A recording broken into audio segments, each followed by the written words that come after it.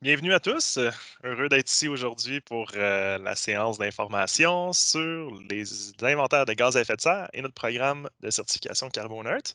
Moi, c'est Luc Bergeron-Nadeau. C'est moi qui vous présente ces services-là aujourd'hui. On va commencer tranquillement.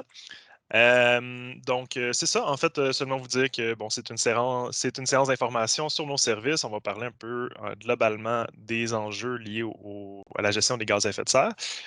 Aussi, vous allez remarquer que votre caméra et micro sont désactivés. En fait, si vous avez des questions, vous avez deux options. Soit vous les mettez dans le chat pendant la présentation ou à la fin, vous pourrez lever votre main et poser votre question de vive voix. Donc, c'est comme vous désirez.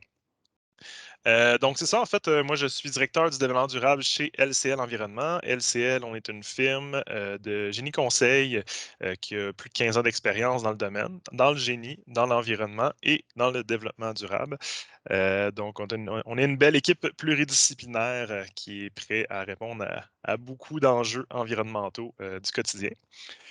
Comme je disais, on va parler des inventaires de gaz à effet de serre aujourd'hui. Donc, on va commencer avec la base. Donc, c'est quoi les gaz à effet de serre?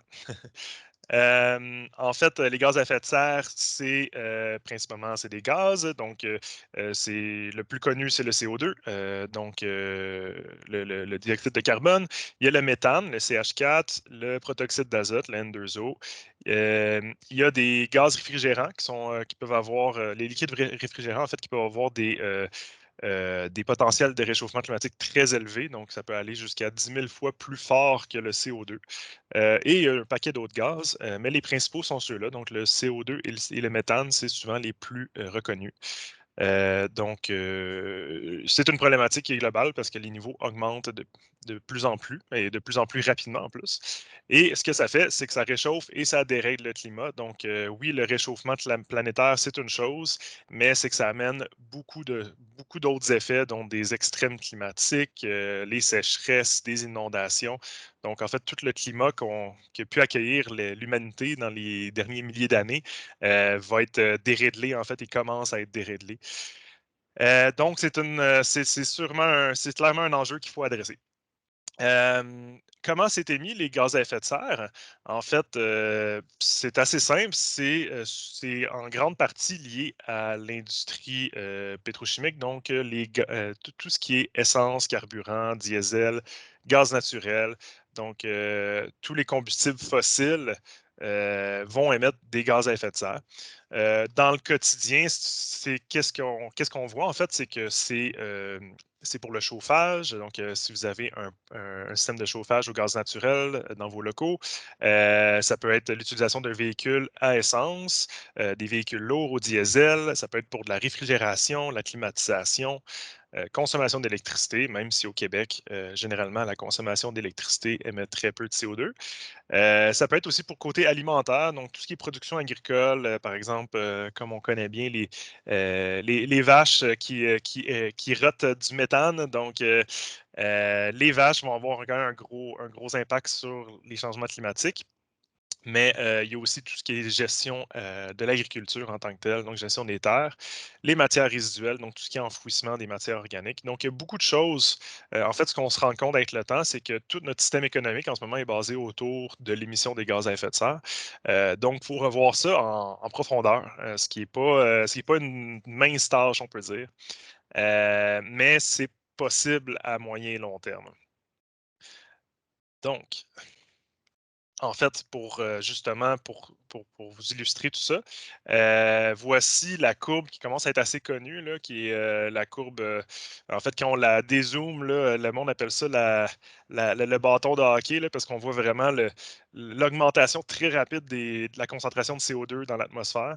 Donc, c'est lié à tout notre système économique depuis le début des années 1900, principalement, et beaucoup plus depuis les années 60 que les émissions augmentent et accélèrent de plus en plus à chaque année.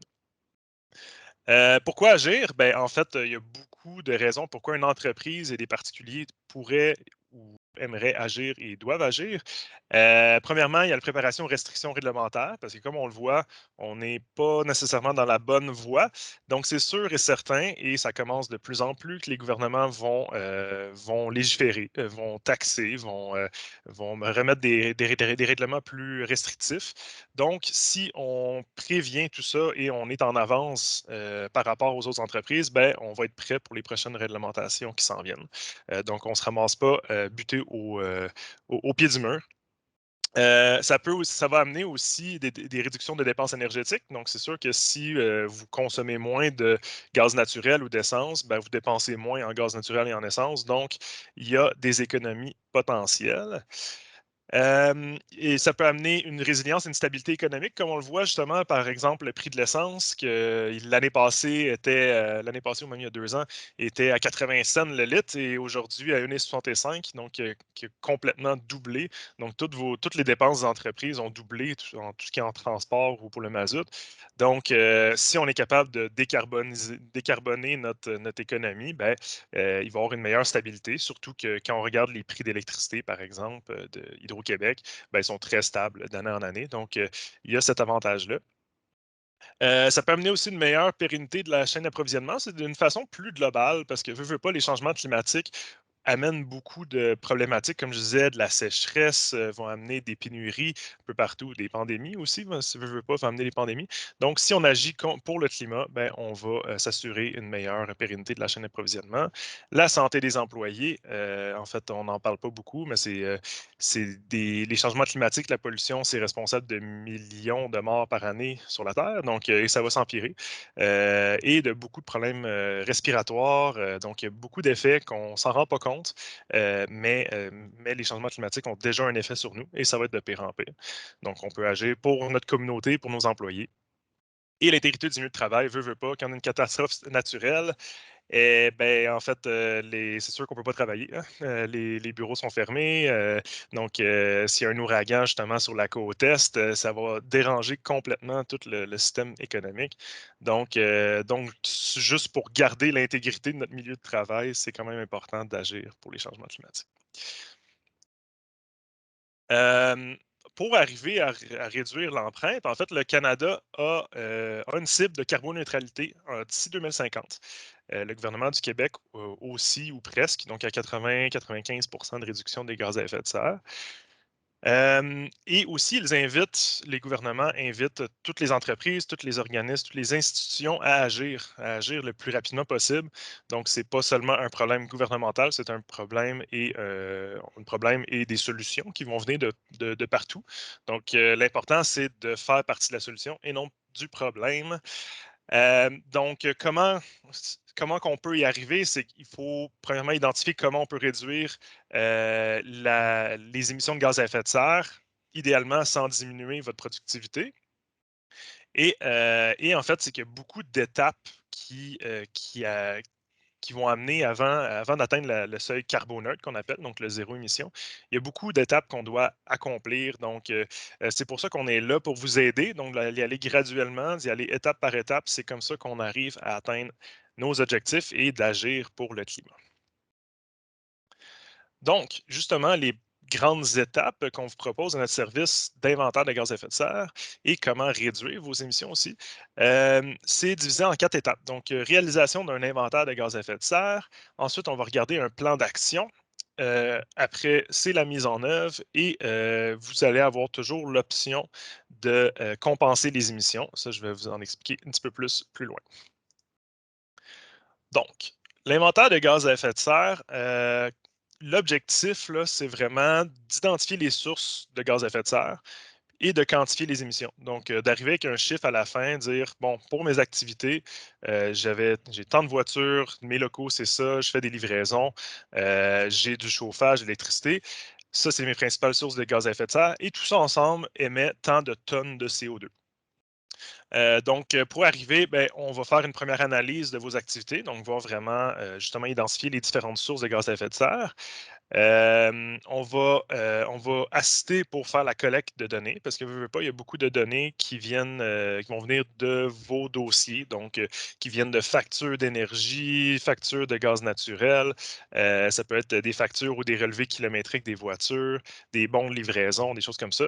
Donc, il y a quand même beaucoup de données à aller chercher. C'est pas si compliqué, mais il faut juste s'asseoir et le faire. Donc, on est là pour vous aider.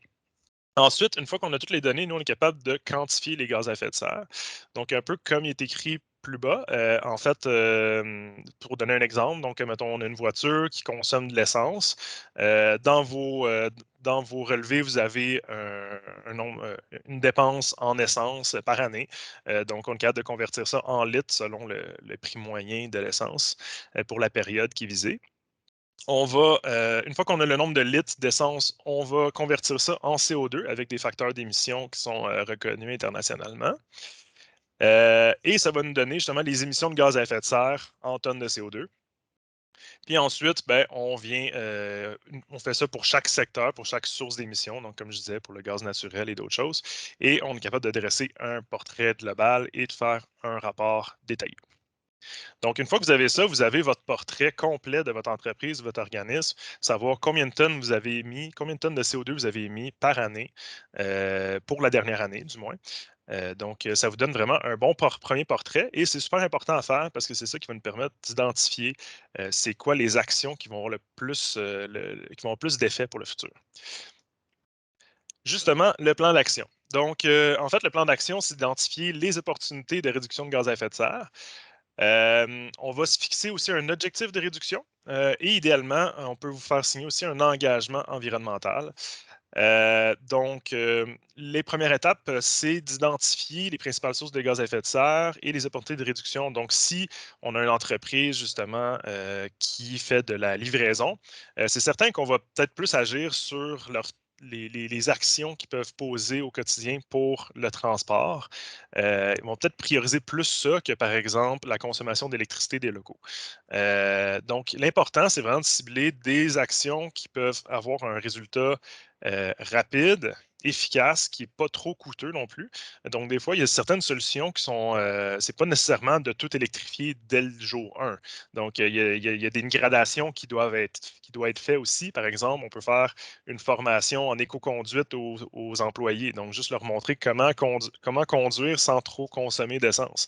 Après, il y a d'autres solutions technologiques, par exemple des GPS et des choses comme ça. Donc, il y a plusieurs, tout dépendant des types d'entreprises, il y a plusieurs solutions qui peuvent être amenées. Euh, Ensuite, on va se rencontrer, on va regarder tout justement pour chaque grand secteur d'émissions de gaz à effet de serre.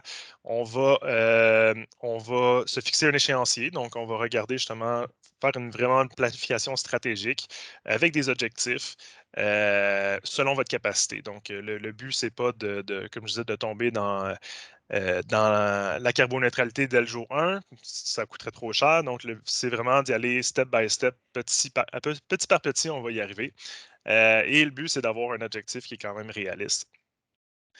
Et on fait au final une préparation, on fait un plan d'action détaillé avec une grille que vous pourrez personnaliser par la suite. On vous la livre en format Excel.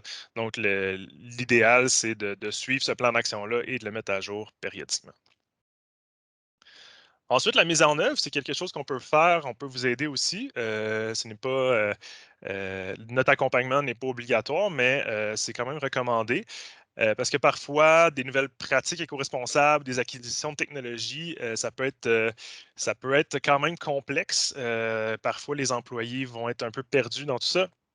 Donc, le but, c'est de vous accompagner là-dedans, de faciliter ces nouvelles pratiques-là.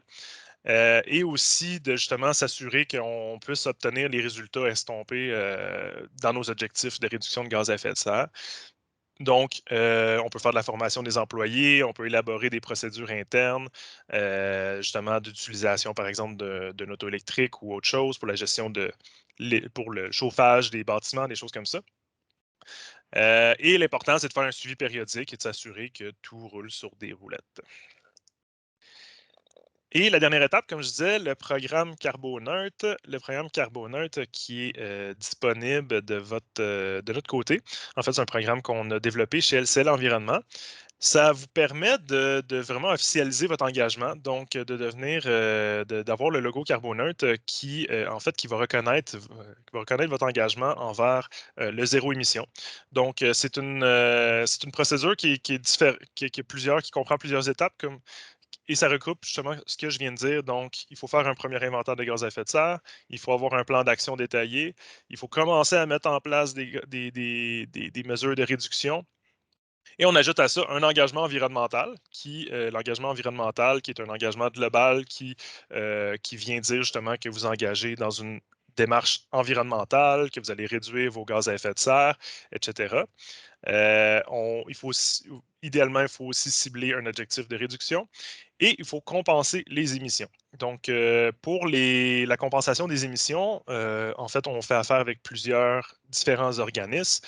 Ça peut être par plantation d'arbres, ça peut être des projets d'énergie renouvelable, ça peut être des projets éducatifs, des projets de conservation d'air naturel.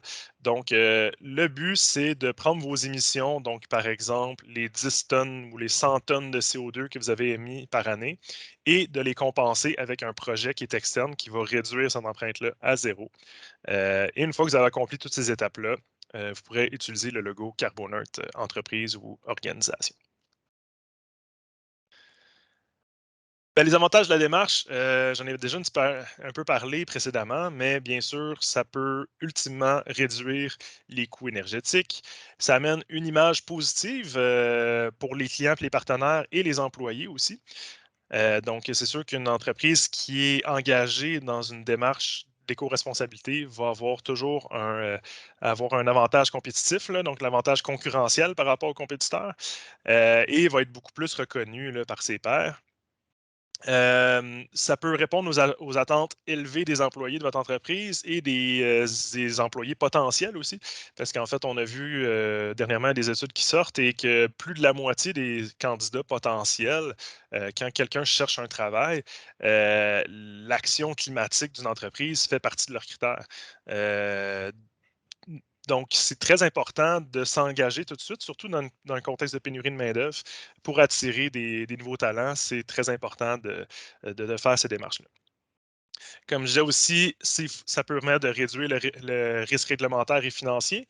Donc, par exemple, nouvelle taxe sur l'essence ou bannissement de certaines technologies, certains systèmes de chauffage au mazout, par exemple. Là, à ce moment-là, ben, vous allez être prête, vous allez déjà avoir fait ces changements-là. Ça vous permet de profiter de subventions aussi, comme on va parler tout de suite après du fonds EcoLeader. Ces subventions sont disponibles en ce moment. Aucune garantie que ça va être encore là dans 2 ou 5 ans. euh, pour par exemple l'achat d'un véhicule électrique, tout ça. Donc, c'est le temps d'en profiter. Ça ne sera pas là éternellement. Et bien sûr, faire votre part dans la lutte au changement climatique en général. Donc, je suis sûr que si vous êtes ici aujourd'hui, c'est que ça doit quand même vous interpeller. Donc, c'est important de passer à l'action assez rapidement, là. Un petit exemple de projet, parce que là, je parle de général, mais je voulais vous parler aussi d'un des projets qu'on a fait parmi la centaine de projets qu'on a fait. Mais Appalache Nature, que je trouvais bien intéressant de vous présenter, c'est un transformateur d'érable, de produits de l'érable, en fait, qui comprend environ 70 employés. Il est situé à Thetford Mines, donc c'est une nouvelle usine qui a été construite et qui a été pensée pour l'environnement. Donc, ils ont été certifiés LEED et entreprise carboneutre. Donc, ils ont eu le logo carboneutre. Eux, en fait, comme je disais, le bâtiment a été conçu à la base pour réduire l'empreinte environnementale, mais aussi pour réduire les émissions de gaz à effet de serre dans tous leurs procédés. Parce qu'en fait, ce qu'ils ont fait, ils ont fait un premier inventaire l'année passée. On est en train de faire leur deuxième, le renouvellement. Mais eux, ils ont opté pour la biomasse pour chauffer le sirop et justement faire tous leurs procédés industriels de transformation. Donc, en fait, en utilisant la biomasse, ils ont économisé 82 de gaz à effet de serre par rapport à l'utilisation de gaz naturel qui est normalement utilisé dans l'industrie. Donc, ça a permis quand même de réduire énormément leurs émissions de gaz à effet de serre. Et ils ont décidé de compenser, même pour les déplacements des employés domicile-travail, ce qui n'est pas obligatoire, mais ont même décidé de compenser pour les déplacements des employés avec différents programmes, donc Carbone Boréal qui plante des arbres, l'arbre de l'intercoopération aussi, plante des arbres au Saguenay, et Carbone scolaire, qui est un programme scolaire de bonnes pratiques environnementales pour les jeunes du primaire. Donc, c'est des super beaux programmes de compensation. Et on leur a fait un plan de réduction et que justement, on va faire un suivi annuel. Donc là, on va voir si les différentes, même s'il y avait bâti l'usine en vue en vue de réduire leur empreinte, il y avait quand même d'autres choses qui pouvaient être faites. Donc, on a fait on a fait un plan de réduction quand même de gaz à effet de serre et on va faire un suivi annuel par la suite. Donc, les coûts, donc c'est divisé en deux parties. Premièrement, l'inventaire de gaz à effet de serre et le plan d'action et de réduction des gaz à effet de serre. C'est un ordre global. C'est sûr qu'il faut faire une offre de service détaillée. C'est seulement pour vous donner un ordre de grandeur. Donc, pour les petites entreprises, on va parler entre 2 000 et 5 000 si on parle de travailleurs autonomes ou des petites entreprises de moins de 5 employés, ça peut être en bas de 2 000. Pour les moyennes et grandes entreprises, entre 5 000 et 10 000. Et bon, si on parle de multinationales, ça va être en haut de 10 000 L'élément intéressant, c'est que le Fonds Éco-Leader subventionne à 75 le montant total. Donc, ça peut être une démarche qui peut coûter quand même relativement pas très cher. Donc, si on parle d'une petite entreprise, au lieu de 2 000 on parle de 500. Donc, ça devient vraiment accessible pour tous les budgets. Et la certification carboneutre, c'est encore une fois, c'est basé selon le nombre d'employés. Donc, notre tarification est là. Donc, c'est l'utilisation du logo, l'inscription, le certificat officiel. Donc, ça, ce n'est pas subventionné par le Fonds Éco-Leader, mais vous avez ici l'échelle de prix. Il y a la compensation. Ça dépend des émissions de gaz à effet de serre que vous avez. Donc, pour vous donner une idée, une compensation carbone de 10 tonnes de CO2, c'est environ 30 la tonne, donc on parle de 300 Donc ça y va comme ça selon les émissions. On le sait une fois qu'on a fait l'inventaire de gaz à effet de serre. Donc c'est ça, je vais passer la parole à Jessie Fournier qui est ici pour vous présenter le Fonds Éco-Leader et il va pouvoir partager son écran. Oui, merci Luc, je partage ça à l'instant. Je vais laisser ma caméra éteinte, mon réseau ne fonctionne pas très bien aujourd'hui. Je suis en train de partager, ça ne sera pas très long, j'espère. C'est bien. Oui, ça apparaît, ok, parfait. Donc, bonjour tout le monde. Comme Luc l'a mentionné, il y a actuellement les études le démontrent de plus en plus. Là, le GIEC en août dernier, là, les gaz à effet de serre là, sont de plus en plus confirmés, l'impact qu'ils auront sur le climat et qu'ils ont déjà. J'aimerais revenir sur certains points, notamment il y a quand même des grands changements actuellement au niveau européen. Il y a de plus en plus là, de discussions autour des taxes carbone aux frontières. Il y a aussi le SPEDE, le système de plafonnement et d'échange, qui est un système qui vise ultimement à restreindre les droits d'émission des grands émetteurs. Donc, les grands émetteurs, dans un avenir proche, avec l'augmentation du prix du carbone et les droits d'émission qui rétrécissent, vont de plus en plus mettre de la pression sur les PME derrière pour eux aussi pour qu'eux aussi puissent diminuer leurs émissions. Donc, tout ça fait en sorte qu'il y a une convergence actuellement dans les prochaines années vers la réduction des gaz à effet de serre. Et ce que propose aujourd'hui LCL, c'est justement de débuter une démarche pour arriver peut-être à temps, peut-être même qu'il n'est pas trop tard, mais peut-être que ça devrait être fait déjà maintenant, mais pour arriver là, à prendre le virage avec ces entreprises-là qui vont devoir, qui vont de plus en plus devoir diminuer leur empreinte. Ensuite, il y a d'autres raisons aussi qui poussent. Si vous n'êtes pas une PME qui fournit des services à des grandes multinationales qui émettent énormément, il y a d'autres avantages, comme Luc le mentionnait, attirer le financement. Les gens qui ont des démarches environnementales très développées, les entreprises, c'est-à-dire attirent de plus en plus de financement de la part lorsqu'ils en ont besoin. Les banques sont de moins en moins frileuses à prêter de l'argent à ces organisations-là. Et aussi, ça donne accès à des programmes de financement, comme le Fonds Éco-Leader d'ailleurs. Et au niveau de la main-d'œuvre, c'est quand même un point qui est très important pour actuellement, là, on voit très bien qu'il y a une crise de la pénurie et les chiffres, en fait, c'est des 18-34 ans, en fait, 87% des 18-34 ans qui veulent travailler pour des organisations qui ont des démarches là, en développement durable. Donc, c'est vraiment à considérer et c'est à considérer parce que ça prend un certain temps avant de pouvoir s'afficher comme une entreprise plus éco-responsable. Donc, les mesures, ils doivent être déjà doivent déjà être en place. Donc, tout ce que le Fonds Éco-Leader offre comme financement, en fait, c'est pour des analyses, des plans d'action qui, ultimement, conduisent à mettre en place des démarches de développement durable. Donc, vous avez ici, là, on a deux catégories de projets, des technologies propres, analyse pour l'adoption de technologies propres, et de l'autre côté, on a pratique d'affaires éco-responsables avec des montants qui sont différents. Donc, la subvention, c'est 75% des dépenses admissibles, donc les honoraires professionnels d'un consultant qui viendrait réaliser une étude, donc une analyse des émissions de GES. Ensuite, il pourrait élaborer un plan d'action et de l'accompagnement dans l'implantation. Si on regarde ici, c'est exactement ça, c'est des projets qui ont été déposés au Fonds Éco-Leader où les entreprises ont pu bénéficier de la subvention. C'est exactement ce que Luc présentait aujourd'hui. L'étude, je vous lis ce qui est en vert, analyse en efficacité énergétique et plan de réduction. Donc, c'est tout simplement un consultant qui est venu dans l'organisation, a évalué l'ensemble des émissions de l'entreprise. On parle de scope, mais pour le vulgariser, on va dire toutes les activités de production. Ça peut aller aussi jusqu'à l'approvisionnement, le déplacement des employés, etc. Donc, tout ça est identifié. Et par la suite, le consultant va accompagner pour faire un plan en ayant en tête quelles sont les pistes d'amélioration les plus efficaces aujourd'hui qu'on peut mettre en place déjà pour réduire. Donc, ce plan de réduction-là, il peut s'échelonner sur un certain nombre de temps et pour ultimement arriver vers la carboneutralité, pardon, si c'est vraiment ce que souhaite l'organisation.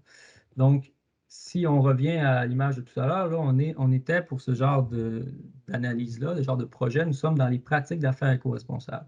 Donc, le montant maximum, c'est de 40 000 de subvention. Donc, c'est toujours 75 %. Pour ce qui est des technologies propres, les montants sont un peu plus élevés. On parle de projets qui peuvent aller jusqu'à 60 000 de subventions. Donc, il y a toujours un 25 % dans les deux types de projets qui doit être déboursé de la part de l'entreprise. Et pour les technologies propres, vous savez, on peut avoir dans nos organisations des technologies qui utilisent le gaz ou qui utilisent encore peut-être le mazout ou différentes énergies fossiles. Et on aimerait en fait mesurer, si vous avez tous ces équipements-là, vous aimeriez peut-être mesurer quelles sont les technologies qui peuvent remplacer mes équipements, des technologies qui sont évidemment plus propres et quel serait mon retour sur investissement. Quelle technologie en fonction des dimensions de mon organisation, de mes besoins, je dois choisir. Donc, toute cette réflexion-là peut être subventionnée par le Fonds Éco-Leader, encore une fois, pour être en mesure là, de faire le choix le plus éclairé, savoir quels sont les risques d'aller vers cette solution-là ou les solutions proposées. Donc, ça, c'est grosso modo deux exemples pour les deux catégories de projets du Fonds Éco-Leader. Ensuite, ce qu'il faut savoir, c'est qu'il y a deux manières de déposer ces deux types de projets-là. Vous pouvez les déposer à titre d'entreprise individuelle. Donc, c'est les deux exemples que je viens de nommer, ce sont des entreprises individuelles qui ont déposé un projet. À ce moment-là, donc il y a des maximums par projet, mais une entreprise peut faire plusieurs projets jusqu'à 100 000 $ par numéro d'entreprise. Ensuite, l'autre manière d'utiliser, de déposer des projets, soit en pratique d'affaires ou en technologie propre, comme on vient de le voir, c'est sous forme de cohorte d'entreprise. Et donc, à partir de deux entreprises, on est en formule cohorte et à ce moment-là, les maximums de subventions sont plus élevés. Ouais, sont plus élevés, tout simplement. Et ça reste différent pour si on est en pratique d'affaires éco-responsable ou en technologie propre. Si j'explique un peu la cohorte, c'est deux entreprises et ça peut aller jusqu'à 10 entreprises et plus. Si des entreprises ont une problématique similaire ils peuvent se mettre ensemble et bénéficier de la même offre de service. L'offre de service peut se moduler légèrement, mais elle peut être adaptée au contexte particulier. Mais, somme toute, il y a une mutualisation un peu de l'offre de service qui fait en sorte qu'il y a une économie d'échelle qui est engendrée. Et les entreprises bénéficient en fait parce qu'ils ont un enjeu similaire d'une offre de service similaire avec des réductions possibles par rapport à une entreprise qui le prend de manière seule. Pardon? Ensuite de ça, on a parlé des gaz à effet de serre, donc des inventaires carbone surtout, mais ce n'est pas uniquement les seules thématiques du Fonds écolideur. Il y en a plusieurs autres. L'important pour le Fonds écolideur, c'est que ça diminue l'empreinte environnementale de l'organisation, et ça sur différents thèmes. Ici, vous avez des thèmes qui sont présentés, mais ce que je veux vous dire en particulier, c'est qu'à travers ces thèmes-là, les GES sont toujours plus ou moins présents. Si vous avez un projet en gestion des matières résiduelles et que au lieu d'envoyer des matières organiques vers l'enfouissement, vous les revalorisez en coproduits, bien là, on se trouve quand même à diminuer les GES également. Donc, il y a divers projets qui sont possibles pour la réduction des GES, si vraiment c'est votre ambition. Et l'avantage, c'est qu'un inventaire carbone peut identifier ces sources d'émissions-là qui peuvent être cachées dans soit votre produit, soit dans vos déchets, soit dans la manière dont les déchets sont gérés.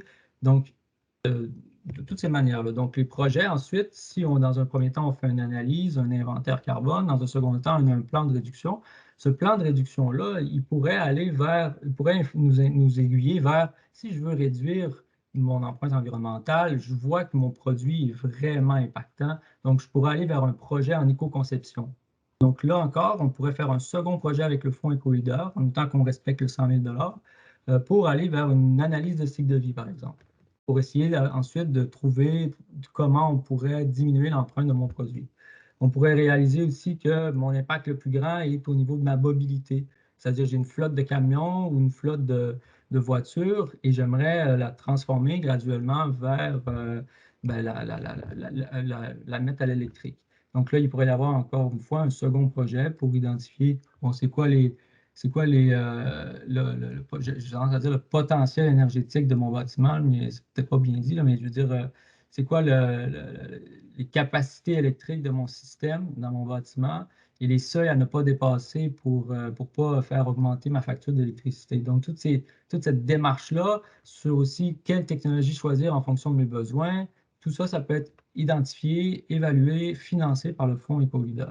Donc, ça permet, on comprend que le fonds permet vraiment de comprendre c'est quoi vos besoins et ensuite orienter vers les solutions. Donc, on est vraiment en amont, vraiment avant l'acquisition de matériel. Si ensuite, tout cela amène vers l'acquisition, vers le besoin d'acquérir des nouvelles technologies ou de mettre en place certaines choses, il y a d'autres programmes qui existent pour vous accompagner, pour pouvoir ensuite implanter des solutions concrètement. Donc, je vous invite à visiter le site Internet du Fonds EcoLeader. Vous avez un répertoire avec des experts qui peuvent accompagner. Mais LCL, pardon, il fait très bien le travail pour tout ce qui est inventaire, etc.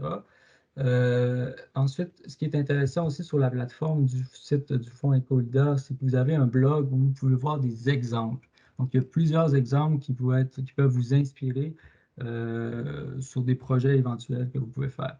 Sinon, en guise vraiment de conclusion, nous allons faire une séance d'information du Fonds EcoLeader. Donc, nous allons expliquer un peu tous les tenants et aboutissements pour faire la rédaction d'un formulaire. Mais sachez que si vous allez du côté de l'offre de LCL aujourd'hui, eux, ils sont formés, ils sont habitués à travailler avec le Fonds écolideur, donc ils peuvent vous accompagner. Je crois même qu'ils vont rédiger une grande partie des documents nécessaires pour le dépôt de projet. Donc, c'est vraiment pas complexe de déposer au fonds écolidaire et c'est encore moins lorsque vous êtes accompagné par un expert comme LCL. Donc, je vous remercie de votre écoute et je redonne la parole à, à Luc. Merci. Parfait, merci Jessie. Je vais repartager mon écran. Parfait. Mais oui, comme Jessie disait, en fait, le fonds EcoLeader sincèrement, c'est un super beau programme et les demandes sont particulièrement simples à faire, ce qui n'est pas nécessairement le cas souvent dans les demandes de subvention. Donc, c'est assez agréable là, faire affaire avec le fonds Éco-Leader là, qui sont justement qui compliquent pas la chose. Là. Donc, donc, c'est ça. En fait, ça fait le tour. Vous pouvez toujours me poser des questions. Si vous avez des questions, je vous invite à lever votre main ou de l'écrire dans le chat. On va activer votre micro. Sinon, je vous invite aux prochaines séances d'information. Donc, jeudi, la semaine prochaine, on va parler d'électrification des transports. Donc, vraiment, tout ce qui est électrification des véhicules légers particulièrement. Donc, les avantages, à quoi penser, c'est quoi les installations électriques qu'il vous faut. Donc, on va avoir aussi un partenaire GCD Énergie qui va être présent pour parler de la section borne électrique. Et surtout qu'avec le prix de l'essence à 1,66 aujourd'hui, je suis sûr que ça va intéresser beaucoup de monde. Et notre dernière séance, c'est jeudi le 24 février. On va parler de la gestion des matières résiduelles, donc comment bien trier ces matières résiduelles et comment on peut vous aider à réduire votre empreinte liée aux matières résiduelles.